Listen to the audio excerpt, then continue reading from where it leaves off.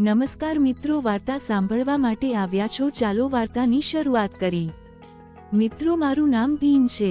હું દિલ્હી શહેરના એક ગામનો રહેવાસી છું। મારી ઉંમર 24ની છે। આ સ્ટોરી મારી અને એક આંટી છે, જેને સાંભળીને તમને મજા આવશે। તો મિત્રો, હું જે સ્ત્રી સાથે લગ્ન કરવાનો હતો તે લગભગ 44 વર્ષની હતી અને હું ફક્ત 24 વર્ષનો હતો।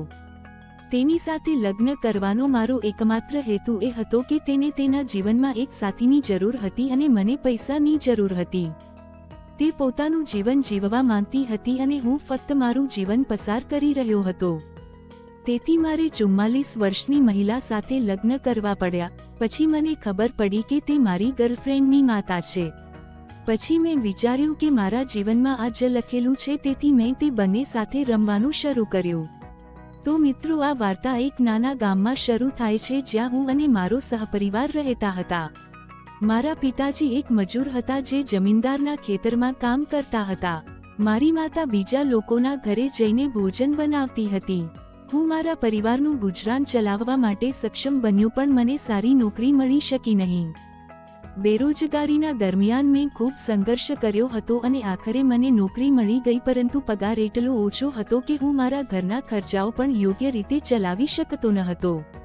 હું એક યુવાન સુંદર છોકરો હતો, જેની પાસે દરરોજ છોકરીઓની લાઈન મારી રાહ જોતી હતી, પરંતુ હું આ લાલચથી દૂર રહેતો હતો કારણ કે મારા ખભા પર મારા પરિવારની જવાબદારી હતી। તે જવાબદારીઓએ મને ક્યારેય ભટકવા દીધો નહીં। મેં મારી નોકરી શરૂ કરી તેના 2 વર્ષ પછી જ મારા પિતાનું અવસાન થયું અને તે પછી મારું નસીબ બદલાઈ ગયું હોય તેવું લાગતું હતું। તે ઉપરાંત મારી 2 નાની બહેનો હતી, એક બીમાર માં હતી। હું એકમાત્ર કમાતો વ્યક્તિ હતો। મેં કામ કર્યું અને કોઈક રીતે ગુજરાન ચલાવવાતો હતો અને પછી મારી માની તબિયત ધીમે ધીમે બગડતી ગઈ। મારા પિતાજીના મૃત્યુના લગભગ 9 મહિના પછી તેમનું કેન્સર રોગથી અવસાન થયું। તે પછી મારી 2 બહેનો ઘરે લાચાર રહીને બેસી ગઈ, જ્યારે હું નોકરી શોધવા માટે સંઘર્ષ કરી રહ્યો હતો। પછી મને દિલ્હી જેવા મોટા શહેરમાં જવાની બીજી ઓફર મળી, જ્યાં મને પહેલેથી જ સારી નોકરી મળી ગઈ હતી।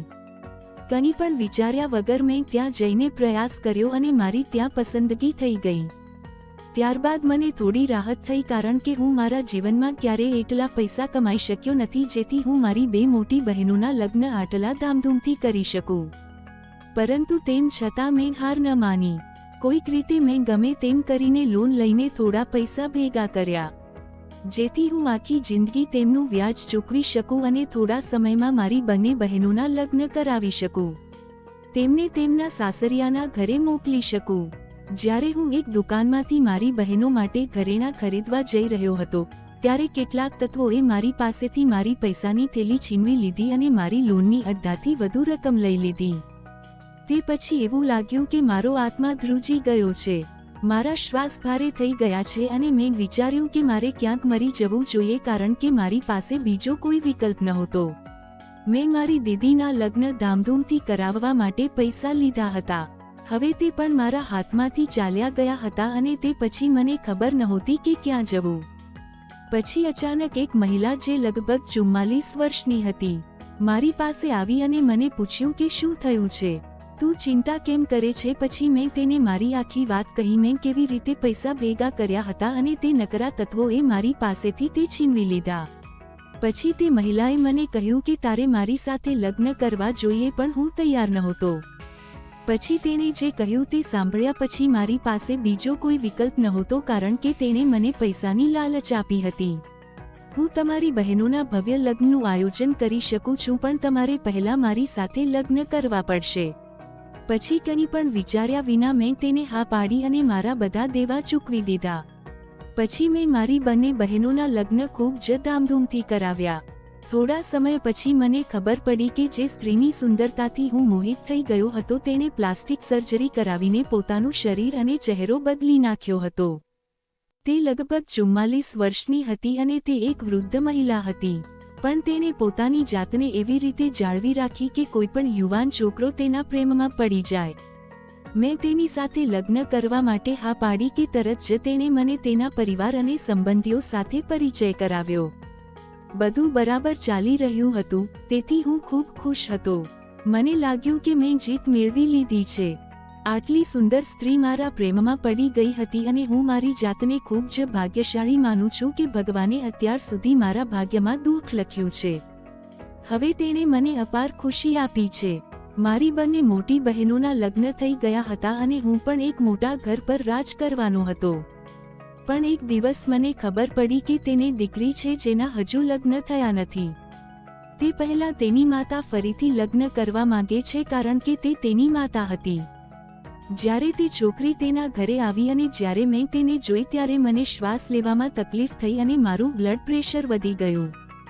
કારણ કે તે છોકરી એ જ હતી જેને હું 6 વર્ષ પહેલા પ્રેમ કરતો હતો, જેના માટે મેં જીવવા અને મરવાની પ્રતિજ્ઞા લીધી હતી.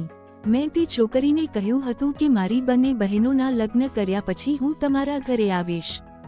હું તારા માતા પિતા પાસેથી તારો હાથ માંગીશ. અને જ્યારે તે છોકરીએ મને જોયો ત્યારે તે કંઈ પણ કહ્યા વિના ત્યાંથી જતી રહી.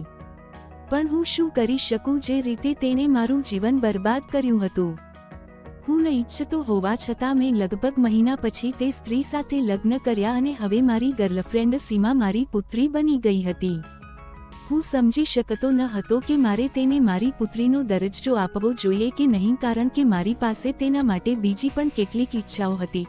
પરંતુ મેં મારા ભાગ્યમાં જે લખ્યું હતું તે સ્વીકાર્યું અને હું ખુશીથી તે 44 વર્ષની સ્ત્રી સાથે બીજા દેશમાં રહેવા ગયો અને અમારા લગ્નને લગભગ 3 વર્ષ થઈ ગયા છે. હું લગ્નથી ખુશ નથી કારણ કે હું જે ઈચ્છતો હતો તે મને ન મળી, પણ મેં બધું જ મારું નાનું નસીબ સમજીને સ્વીકારી લીધું. હું મારી પત્ની સાથે ખુશીથી મારું જીવન જીવી રહ્યો છું. જો કે મારી પત્ની બીમાર રહે છે કારણ કે તેની ઉંમર ધીમે ધીમે વધી રહી છે. 6 વર્ષ પછી મારી પત્ની લગભગ 50 વર્ષની થઈ ગઈ છે, પણ તે પોતાને આ રીતે રાખે છે. તે 25 વર્ષની સુંદર સ્ત્રી છે. મારો દીકરો હવે 3 વર્ષનો છે. જ્યારે પણ તે મને પપ્પા કહે છે ત્યારે હું મારા બધા દુઃખ ભૂલી જાઉં છું. અમે ખુશીથી અમારા બાળકને ઉછેરી રહ્યા છીએ. જ્યારે પણ હું મારી બહેનોને મળું છું ત્યારે તેઓ પણ ખૂબ ખુશ થાય છે. તમે અમારું જીવન બદલી નાખ્યું છે. આવી જ વાર્તા સાંભળવા માટે ચેનલને સબસ્ક્રાઇબ કરજો દોસ્તો. ધન્યવાદ.